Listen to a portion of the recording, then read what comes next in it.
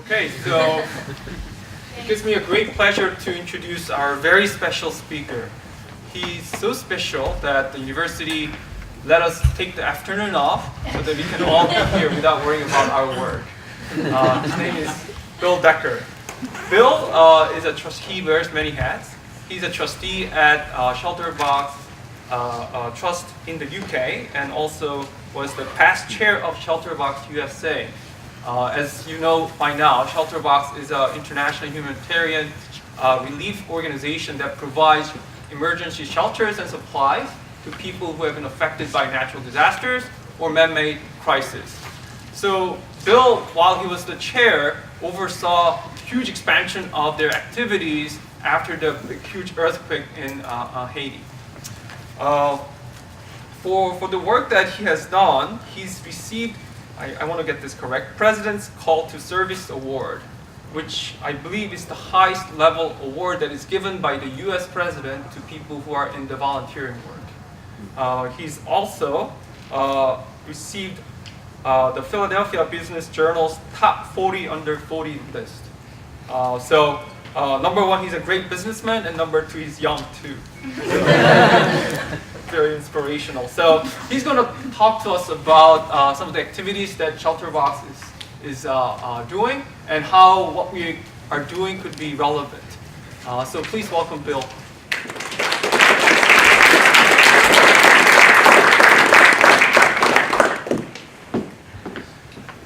Thank you. David, I probably should have said that 40 under 40 award was awarded 20 years ago. Actually 60. Thanks so much for the introduction. And wow, what an inspiration to be among all of you today. Just going downstairs with the poster presentations and the enthusiasm and the excitement of some very bright people that are working on some very relevant problems. And I am just so excited about what I saw. I'm actually going to write an email this afternoon back to the UK to say that we're about 6 months off from the dream tent. Just kidding. We've got a few more years, right? But it's fantastic stuff, and the future is bright. So today I'm going to tell you a little bit about ShelterBox beyond the basics. Give you a little bit more idea about what we actually do in the field. As I understand it, that's what we're looking for here. We're looking for some framing, so we can see the boots on the ground sort of aspect of what we do. This talk will, there's one common thread that's in the room today that is very evident, and there's lots of talk of water. So we're going to take it down that path as well as we go. As mentioned, I am a trustee for ShelterBox. I'm also a field volunteer, which is a pretty important part of this discussion. I've been deploying to natural disasters around the world since 2007 and have been to some pretty interesting places, dealing with some pretty big ones, including Port-au-Prince, Haiti in 2010. There we go. All right.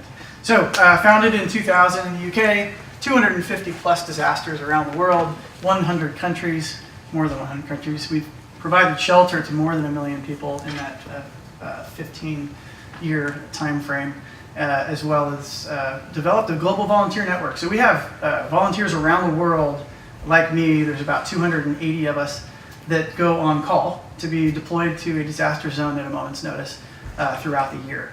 And that's our primary delivery method for our aid around the world, is through this volunteer network, which makes it truly unique among NGOs. We do have professional staff that help us to achieve what we do with logistics, etc. But we really do lean on these teams of 4 people that we send in to try to make things happen. And a little bit about how we do that. Typically we have a disaster, we get a phone call, and we send 2 people in really quickly to go and determine whether we can make a difference. Are we going to be relevant, and do we have capacity to deliver something that's meaningful to our beneficiaries in these affected places? If the answer is yes, we oftentimes have pre-positioned stock around the world in warehouses that we allow us to get places really quickly. And that's what we do exceptionally well. That's what our donors love, is that we can be on site and quick to respond to things that happen. So you can see 2 pieces of our kit right here. We call it kit, that's a UK term. This is called a shelter kit, and this is a ShelterBox. And right here is the actual tent that we use. And I was sharing a story earlier about how these things have evolved over time.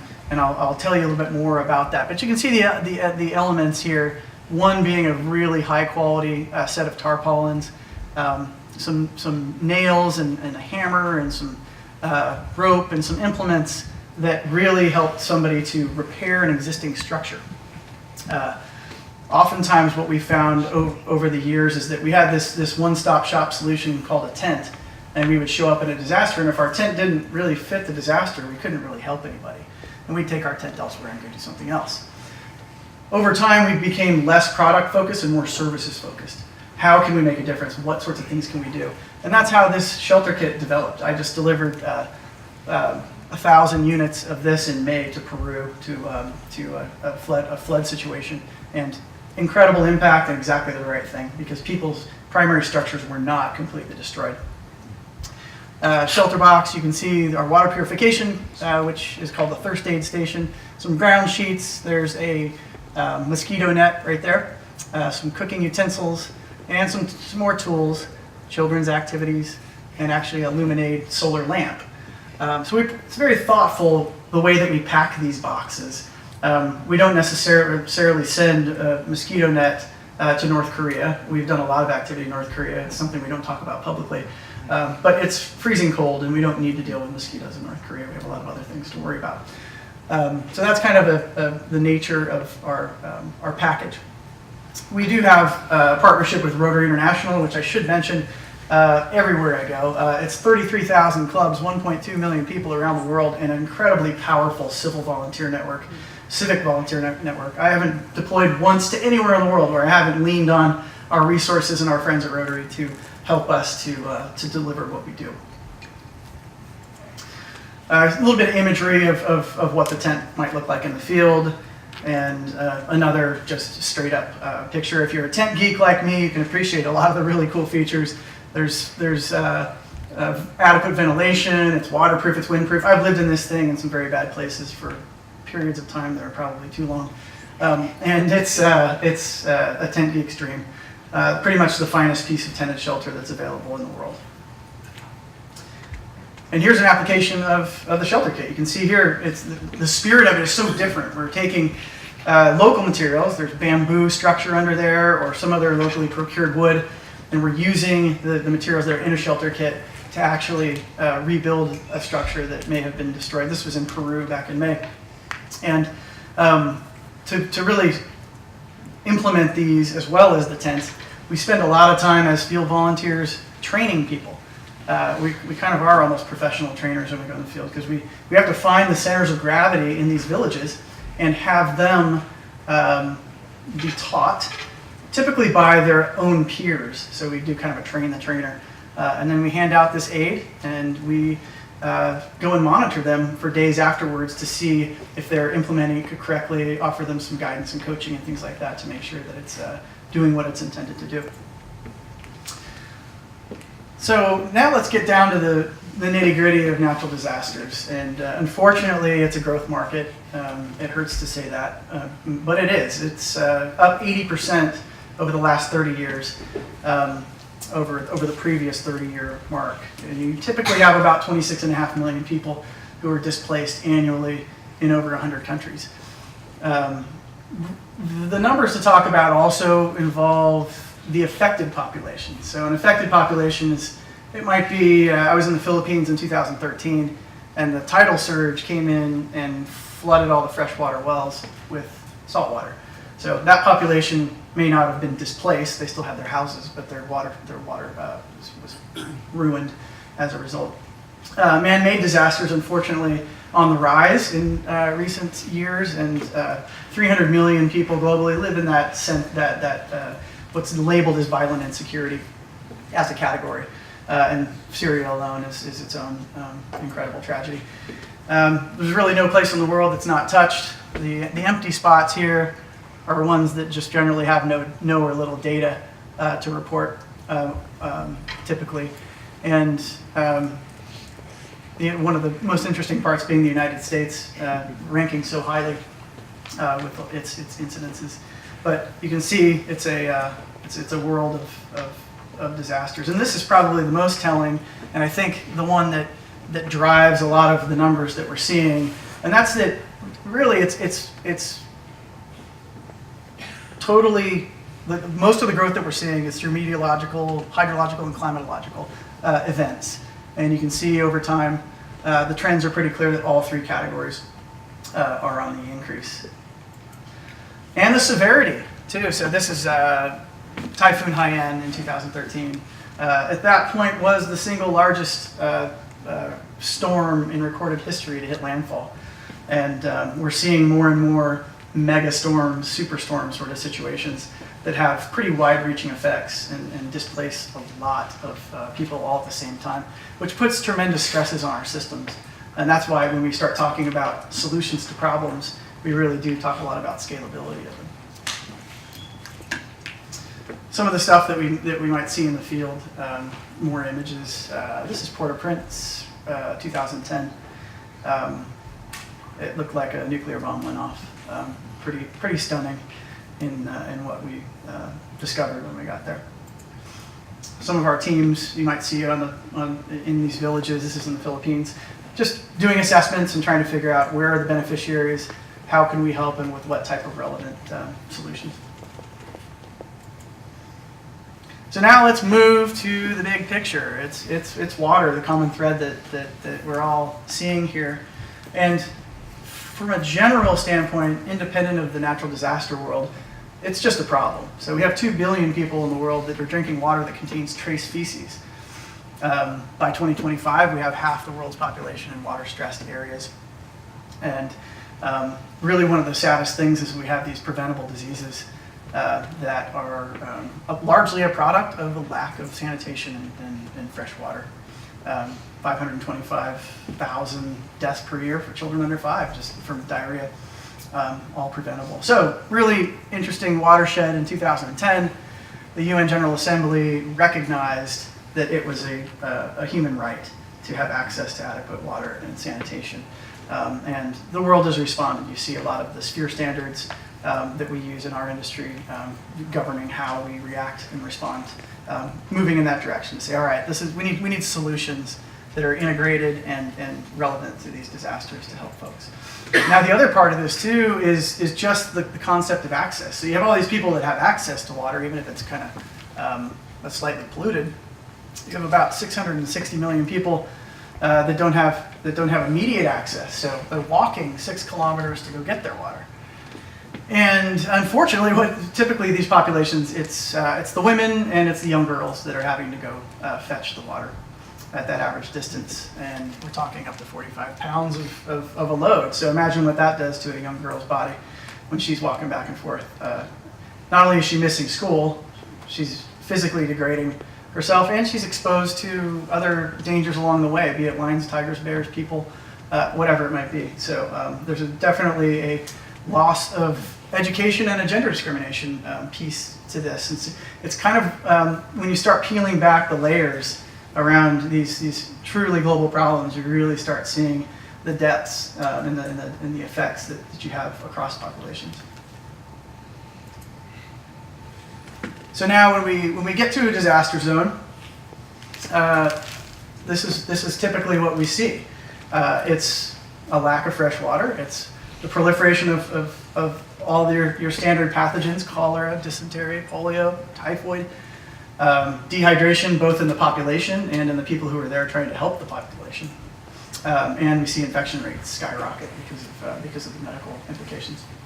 And this quote, I think, says it all right here. Diarrhea is a leading cause of death during complex emergencies, natural disasters. Displacement of populations into temporary overcrowded shelters is often associated with polluted water sources, inadequate sanitation, poor hygiene practices, contaminated food, and malnutrition.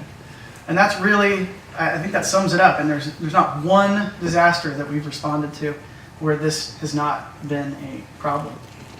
And now, safe water concern is just at the forefront of everything that we do in disaster response. It's a top concern immediately following those sudden onset emergencies. And it remains a persistent concern throughout the response and far beyond oftentimes, because existing infrastructure may be permanently damaged and there's no backstop solution.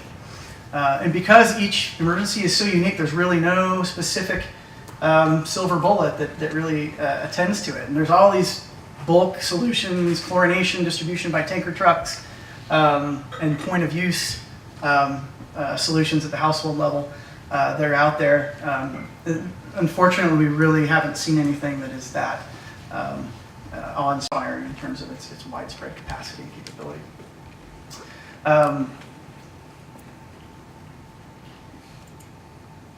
I mentioned sort of the healthcare aspect of things. In Haiti, every hospital was destroyed without exception in that earthquake. And we were using ShelterBox tents, in fact, for field amputations down at the right on the tarmac of the airport, because that was the only place we could set up field hospitals. And our lack of resources meant we were seeing 97% infection rates in patients that were mostly having amputations because of all the crushing injuries.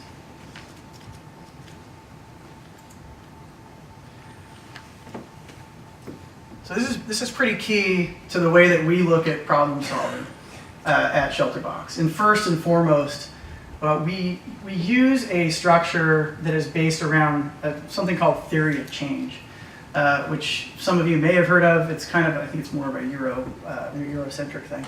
But really, at the end of the day, it's focusing on what the outcome is that you're looking for and sort of working backwards from there.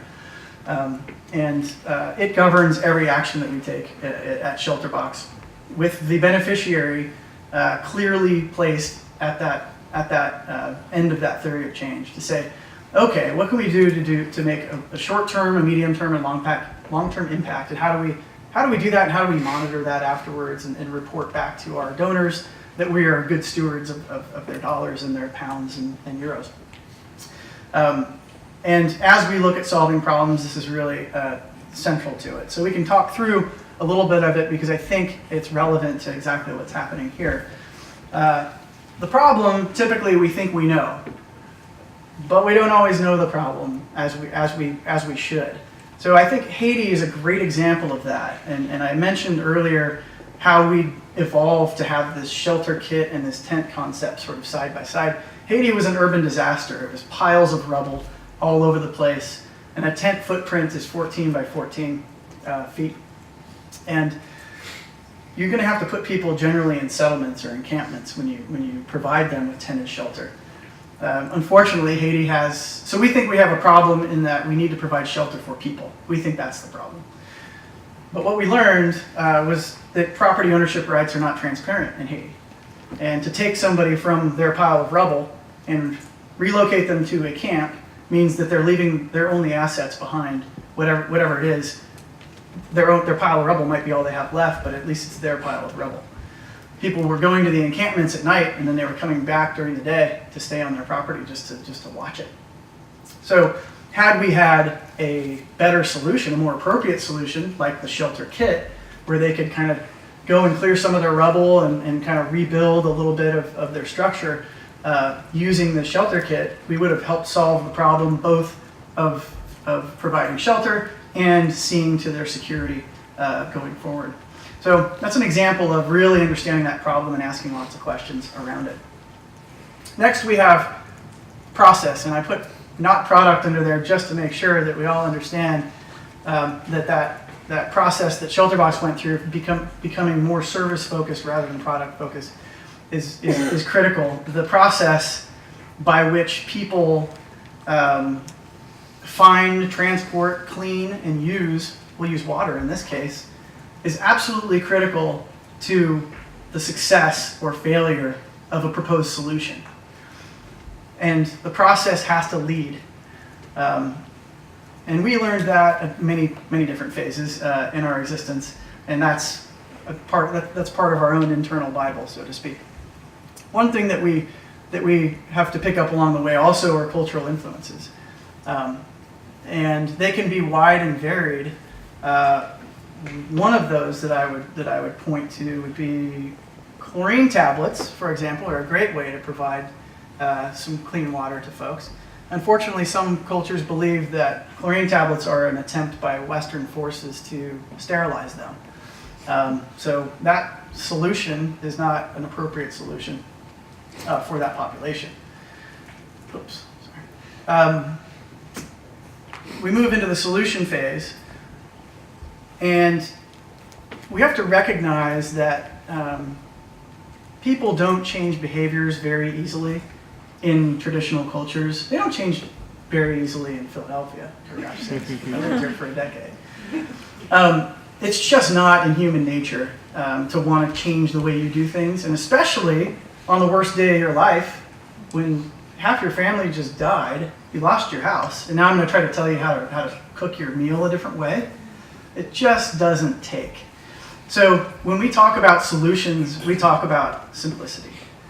And there's a huge drive in our sector right now towards simplicity. Simplify everything. Don't make it hard. And we've learned over time that we would come up with a really awesome solution. We used to have a Frontier stove, for example. It was a wood-burning, high-efficiency stove that we would put inside that ShelterBox. The problem was that nobody wanted to use it. They wanted to do things the way they'd always done things, and especially in this environment of a disaster, it just didn't work well. And then we get to the benefits, and the key with our benefit under any circumstance is, does the end user understand what that benefit is or what it's supposed to be? Because if they don't do that, if they don't understand that, nothing prior to that matters. And sometimes that's pretty difficult to communicate. This is better for you because I say it is. That doesn't always fly either.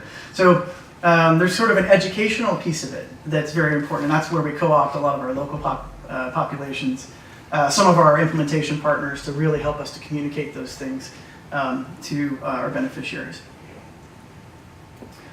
And for us, back to the outcomes, I mean, that's the reason we're doing what we're doing. When we measure our success through monitoring and evaluation, that's where we're headed. We want to know what our return on our donors' dollars are, and if it doesn't look like it's a good, 1 to 3 sort of ratio, we actually will not deem it as a success. So, since we're talking water, we can look at some of the current solutions that are out there on the market. I'll just preface it by saying every one of them is wholly inadequate, and that's why this is such a huge gap, and why I'm so excited when we talk about some of the possibilities to profoundly change the landscape around this. There are basically 4 types that are out there. That are mainstream types of water purification that happen at the household level, and that we've grappled with throughout the years. You've got ceramic solutions that are ceramic filtration. You've got membranes, which actually you can see here, that's a membrane solution there. We have biosands, which are pretty interesting themselves, and then we have chemical. And as I mentioned, not a one is appropriate. This is the thirst aid station that I mentioned earlier. We use this now with ShelterBox. I field tested it. It works okay, but it doesn't check off a lot of the boxes that we have. So when we talk about those boxes, and this is where it starts to get interesting, that the sector itself, NGOs, et cetera, have gotten together into a working group through the Humanitarian Innovation Fund, and have taken a really strong look at this. And some of our technical people in the UK are involved in establishing what does success look like for these types of solutions. And it's pretty exciting to actually have this dialogue going on, because it is such a significant unmet need. So we look at 3 categories: logistics, ease of use, and performance. And of course our solutions in there in the wood pile right there. So let's talk about some of those. Simplicity of use. As I mentioned earlier, you're dealing with people who have had something very tragic and horrible happen, typically, and if it's not simple, it's not going to be effective. Maintenance and cleaning, other pieces. You can't give somebody a little calendar with a red dot on it to change their Brita filter. 3 weeks into the disaster. It's just not the way that behaviors go. Embedded instructions that are knowable and understandable across language barriers. A lot of visual type stuff is what we look for. It's got to be portable, because sometimes you're dealing with populations that are on the move, and it's hard for them to take anything with them, and it has to be essentially zero energy required to operate. Now there may be some solar solutions that are kind of coming along out there, but they're not practical as of yet for this type of an application. Performance. Nothing less than 99.99 on both protozoa, bacteria, and virus protection. We have the technology now, and current solutions can do that. Flow rates. This is one of the biggest ones. If you can't produce 20 liters in 12 hours, you're not even in the ball game. And I think if somebody can crack that code on flow rates, it would be it would be a game changer, I believe. Taste and clarity. We all deserve to have water that's palatable. Lifespan. We like for it to last for a year. We like for it to be robust. We want it to be able to function under challenging conditions. If it's too flimsily put together or requires too much tinkering, it's not going to be functional for us. It's got to cost less than $20 per family of 5, and we do expect that 1 year of use. This image, actually, I think I'm on this boat somewhere. It gives you an idea of what we have to go through to be able to deploy aid. Sure, we have a C-130 that brings all the aid into country, but once it gets there, we end up in some pretty remote places, and we have to use a lot of different forms of transport to get our assets into the right places. So packability and weight, and they have to be sustainable, is another big one. Our sector used to not really care about that. Because it's a disaster situation, it doesn't matter, forget about it. Let's send in thousands of pallets of bottled water and exacerbate the already horrible plastic bottle situation that exists in many developing countries. And now there's a turn towards more sustainable solutions. And then that durability that allows for it to be transferred thousands of miles and put on the back of a mule and brought to the end user as a beneficiary. So back to the current solutions, and there's easily 100 solutions out there on the market. The group that we're working with is looking at 34 different solutions. They all pretty much are doing very similar things. But when you think about those criteria that I just provided, you can start picking apart every single one of them. This one comes as a regular bucket and requires that you drill a hole in it and then install a spigot and then do some caulking around it. All of those things I find in disaster zones all the time. I mean, I got a drill and caulk right there in my bag. So not practical from that standpoint. That's a ceramic use. Membranes, and this is actually this product we used to use at ShelterBox. It was the predecessor to the first aid station. Membranes are notorious for fouling up. They have to be backwashed all the time. They are effective from a disease management standpoint, but super high maintenance. And one thing that I saw in the field was this little red bulb here and this little red spigot is where all the dirty stuff's supposed to come out. The clean stuff comes out of this spot right here. But in the field, when someone starts using it, I saw beneficiaries pouring the water out of the red spot. So when it gets to the point where you think you're probably doing more harm than good to an affected population, it's time to reassess. And the deal is that these are made by some very clever people, right? But the beneficiary is not as sophisticated as that person that created it in general, or they're under duress and they're adequately stressed to not really be able to follow the directions as well. So back to that idea of simplicity. This is biosands. I can't think of one disaster zone I've been in where I would have wanted anything to do with the sand under my feet, much less as a water purification tool. So you could ship sand into country. I got a lot of laughs on that one, right? Like, what other things could you send instead of sand that would be more relevant to these people? A bag of rice, for example. I mean, how could you consciously send sand? I mean, it's a PR nightmare too, probably, if you did that. So you can't do that. This is a ceramic solution, low volume, and then we talked about chemicals. So I hope that I've been able to impart upon you the wholly inadequate solutions that are out there in dealing with this the problem of water. I call it the problem of water because it is. And the profound difference that can be made by just solving some of these little things. Collection and storage and purification, all these things that are kind of these common threads in what we've been talking about here today, all offer us this opportunity. So what do we like about advanced materials? Well, we see that very high potential flow rate. We see the light transportability, and I'll encourage tarps over tents just because when we're in a disaster situation, we need to get things in really fast and not worry about customs as much, and in a very simple material product that's flexible and easy to deploy, we can do a lot of good very quickly with that, and the tents can follow. But focusing just on the quality of the material itself, it's flexible, it's simple, and it's incredibly scalable, assuming that we can get the numbers to work right. And then we have our howevers, which of course are costs, which, you know, I think we all recognize that super hydrophobic with 15 coats is awesome, is gonna do some cool stuff.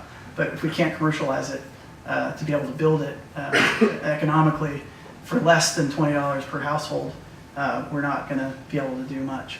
And then considering those three main things, when we go back to process, go full circle to process, how do people gather and use and clean and consume?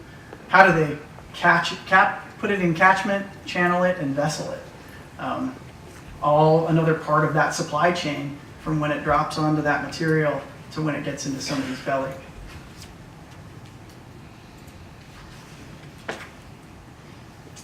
So concluding, I hope everybody can appreciate how much this matters. And I hope that my excitement for this is evidence to you of that, because I have seen a lot in the field. And when somebody talks to me about these types of solutions, I can see the other end of the tunnel. I can see that light, and I can see a future that is an enhanced future for a lot of people. We're talking about billions of people here. These are no small tasks, and the benefits that can be gained from the world around us are clear. We have better health, better life. You know, when we talked about school attendance and education and what keeps kids out of school, oftentimes illness because they have crummy water, besides the disaster aspect of it, or the girls that have to go fetch the water every day. Positive longer-term outcomes, and that's really why we do what we do. Stronger, more resilient communities. Did we make a difference? Did we help the recovery of this group of people to the point where they're going to be better off in the future because we helped them? It's a pretty simple way to measure, but it's real. And for that, I thank you. I thank you for your efforts. I thank you for your tireless work. I'm sorry I didn't put any molecular chains up here for you to analyze today. I figured everybody else took care of that part of it. I hope you got a good view of what we see, sort of boots on the ground, what the current landscape looks like, and an idea of some of the problems that you're solving. And at that point, I'll take any questions anybody has. We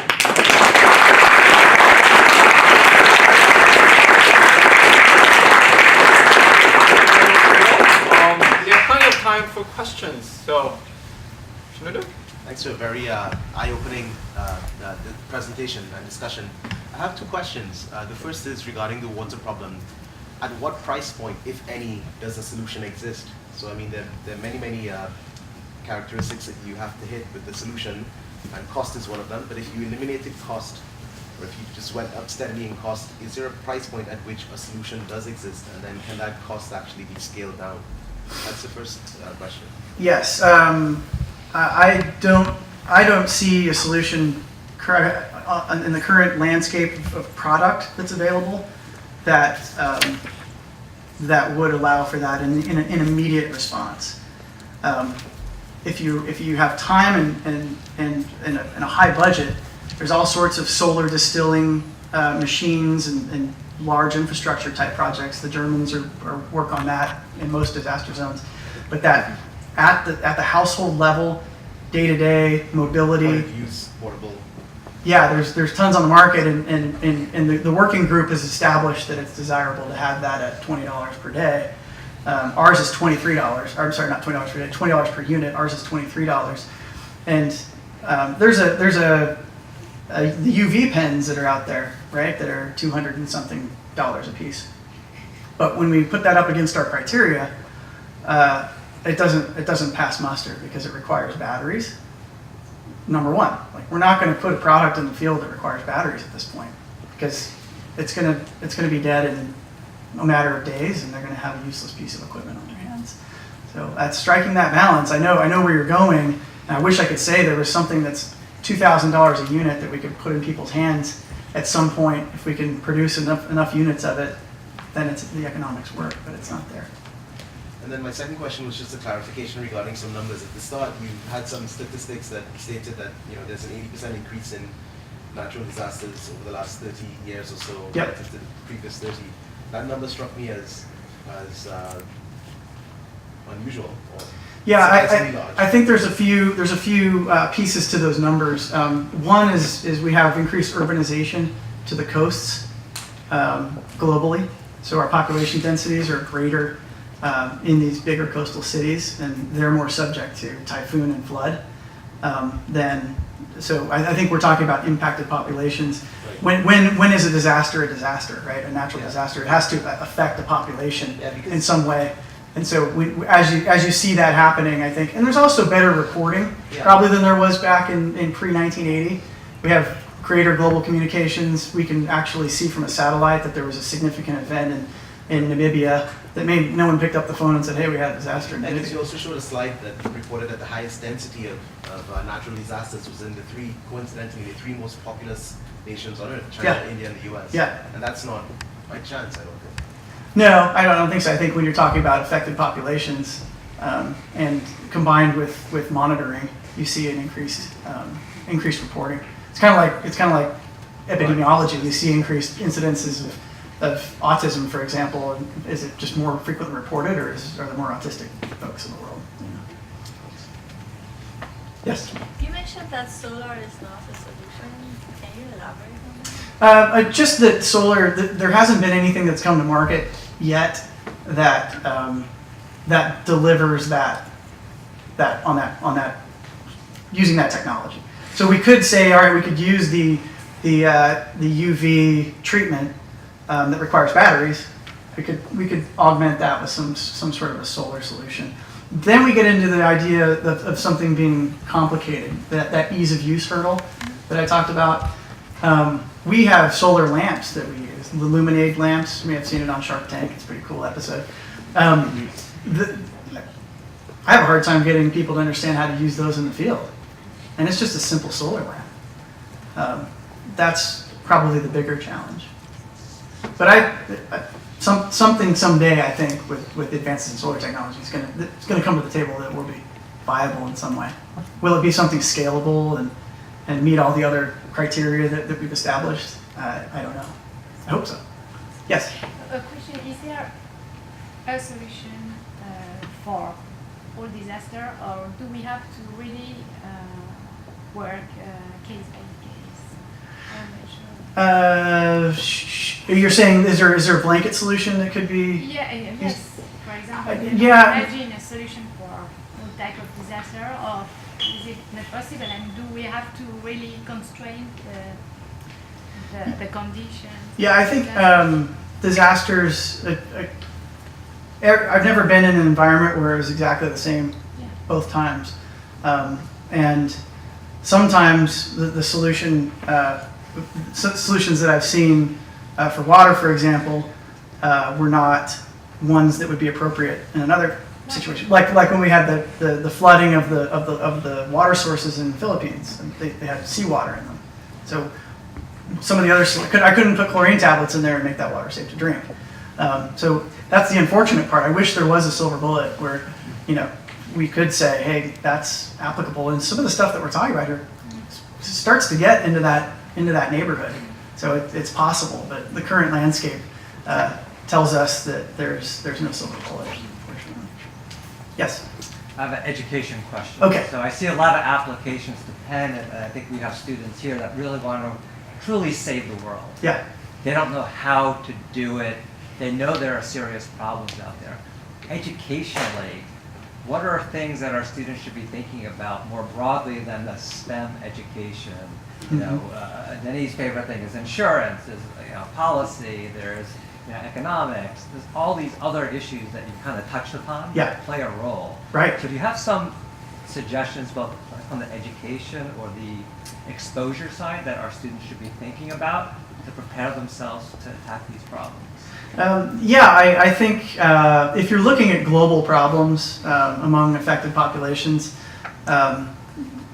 educating yourself on what's happening in these cultures, it's part anthropology, it's part linguistics, it's part religion. I mean, there's so many pieces that feed into how these things play out in these environments. And when you have 190 plus countries around the world, it's hard to keep track of all the little moving parts. So, I'm a product of a good liberal arts education, and I think that's benefited me in how my mind grapples with some of these things. I wish I could meld myself with an amazing scientist like some of the folks in this audience, and we'd probably win a Nobel Prize or something. So that would be my recommendation: is to broaden your exposure. We take people as volunteers into our organization from all backgrounds to go do the field work, because there's really no specific skill set that arms one to be able to effectively deliver aid in the field. So I think that's kind of testimony to what it is to be a global citizen and really dedicate yourself to not only being excellent at your trade, but being a conscious global citizen. Yes? The volunteers that you bring on site are trained ahead of time through ShelterBox and through your training program. And my question is, what about if you had occasionally a person like someone in this audience as a team member who can observe, who's going to learn from the challenges?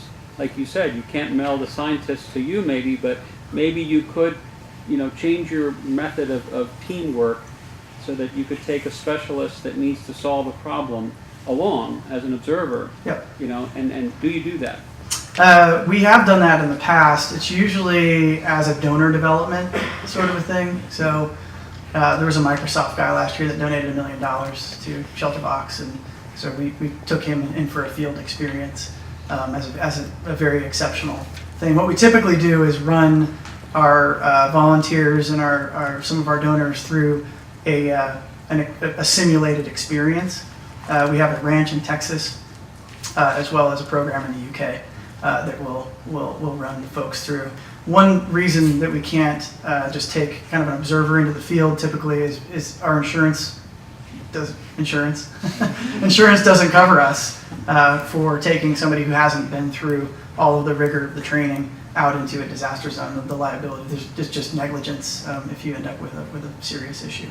I wish we could. So, but there are opportunities to get close to that, I'd say, in the experience. Yes.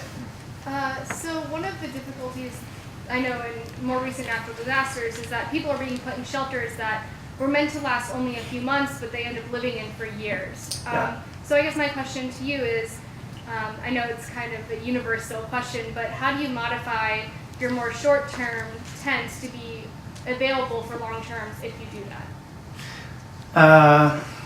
That is typically that's done at the local and individual family level. You're correct in that the tents are designed to last 6 months because they're considered an emergency shelter solution. The next phase after that is called transitional shelter.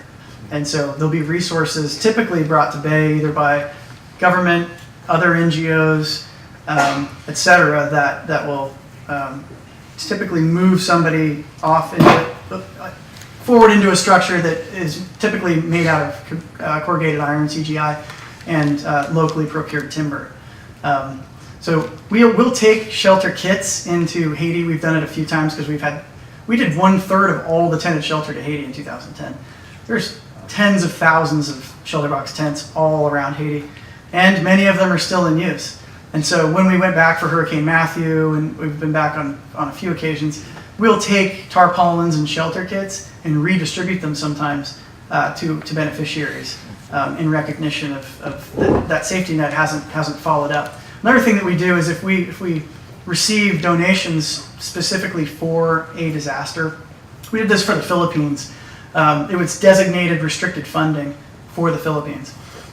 We had about $1.5 million left over after the emergency phase of the response. We're not going to keep putting people in tents once we're past that emergency phase.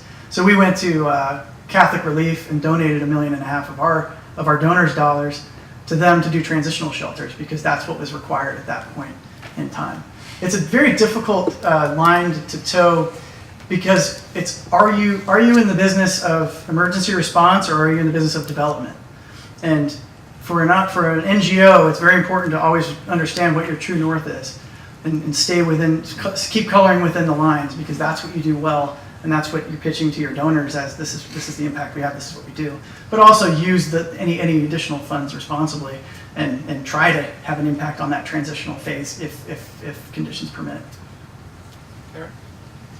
So shelter is critical in immediately following disasters, but so is food and security and communication. So Mm-hmm. how did you all decide to do shelter? That's a great question. ShelterBox came about because there was an unmet need in the world of international aid. Our founder, who was a rescue diver for the Royal Navy in the UK in Cornwall, I think he was watching CNN one day and just kind of realized that, gosh, why doesn't anybody focus on this? Why isn't this an expertise of anybody? And that was the nexus of it, was just to really go down that road. And to partner as needed, or actually we have MOUs with quite a few NGOs now, to partner with these implementing partners along the way. So we do NFIs, which is non-food items in the business. Oxfam is great at food.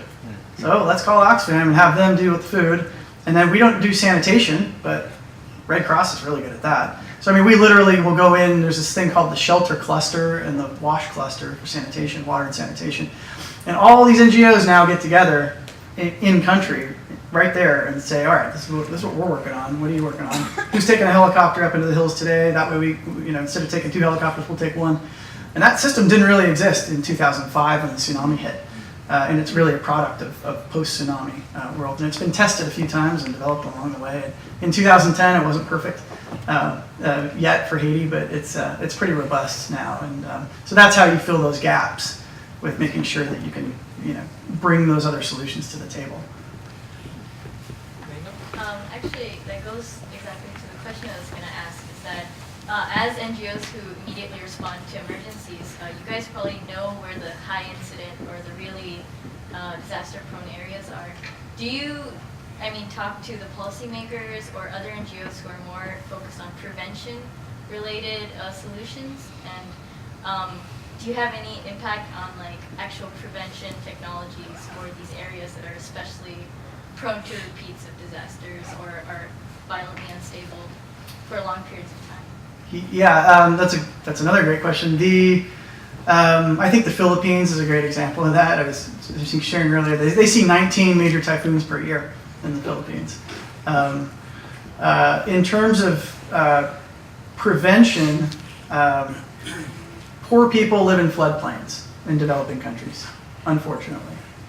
To have an impact on property ownership rights at the social level in most of these countries is it's something that happens organically, in theory, or with some significant influence from UN, other outside organizations. We let them kind of handle those pieces of it. We do from a prevention or a mitigation standpoint. And the Philippines is a great example for this because, one, we will donate tented structures to a municipality, and they're deployed to the people while they need them, and then they take them and pack them back up for the next disaster. So we try to create some sustainability. We don't do that everywhere in the world. That's an exception. Primarily because that asset, once it's donated, is the property of that family. But we have trusted partners in the Philippines that we can do that with. It works pretty well. In terms of other places in the world where we may be able to replicate that sort of model, Philippines is still part of that discussion because we now have our own internal, we have an affiliate in the Philippines that has its own operations and response teams meant to help their own nationals. So we're generating this model that is, we hope to be a more sustainable model, a more cost-efficient model. And you can start to get into, when you're organic like that, within the landscape, because we don't have a country office necessarily in Burkina Faso. I mean, we just show up to Burkina Faso when it's time to react or respond. But we can get more ingrained in those cultures and be a part of that dialogue. I think that's the future, and it's a great topic. Thanks for asking that. Yes. So you mentioned that when a disaster hits, you send 2 people in from ShelterBox right away to assess the situation and whether you can help. Can you talk a little bit about which scenarios? What are the criteria for being able to help versus scenarios that you decide ShelterBox cannot do something? Yeah, the one major one is that we have to be invited into the country. The government has to say, yes, we want you to come and have a look, first and foremost. Secondly, then it moves into another plan. Let's work on our government relations side and building relationships so that we can make things happen faster, which is a big part of what we do now from our own internal diplomacy. And Peru's a great example. We had the First Lady of Peru facilitated our entire last deployment because otherwise it's impossible to do business in Peru. It's a snail's pace.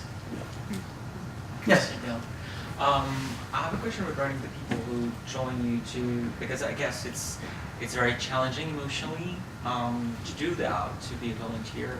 Is there something specifically that you look for in the people that join you to really do that? Yeah, we were talking about this earlier about kind of the recruitment strategy for our field ops, and it used to be that we looked for these kind of type A gung-ho military types, and we realized that those didn't necessarily make good teams because you needed some active followership to go with the leadership and situational leadership, because you might be an expert in something that I don't realize it, but if I'm not co-opting your talents because I'm being an alpha gung-ho guy, then we all lose.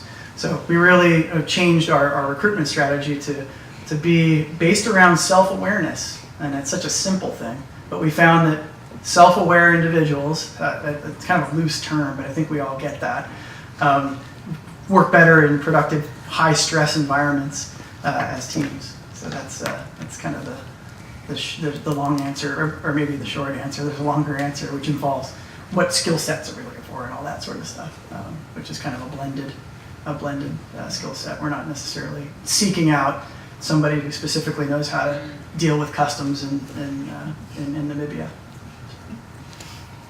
Maybe I'll ask one last Sure. question. So through my interactions with ShelterBox, I've learned that there is an R&D center or organization that is being formed in the UK. So what brought this about, and what are some of the things that the center is trying to achieve in the short term? Yeah, you're talking about our own staff involvement in the R&D piece of it? Yeah, so there's an association, kind of a sector association, and I made reference to that group when we were talking about the criteria for water, that has taken some of our internal people and who deal a lot with procurement, and really, it's probably a lowercase r, capital D, on the R&D concept. They're looking at different solutions, different materials, looking at processes and problems to be solved, and propositioning essentially the operations side of our organization to field test, to test and measure, and see if some of these things could be better at the end of the day for our beneficiaries. It's in its nascent stages. I wouldn't say that it's something that's highly developed. From a capacity standpoint, we're in very much a capacity building mode right now internally. And it's something that we've aspired to do, just like monitoring and evaluation. And those things are starting to take hold and to take place. And that's why it's actually good timing for this conversation, because ShelterBox is small enough to be nimble and to be able to take on some research type projects using its staff, but it's big enough to actually get something done in the field, and it's quick enough to do that. So I think it's kind of at a sweet spot right now in capacity, being able to participate in that R&D aspect of things, and also take it to the field. Well, thank you, Bill. I know you had to travel and out of your busy schedule to make it your way to here, Philadelphia. Thank you very much for the informative and inspirational talk. It's a pleasure. Thank you, everybody.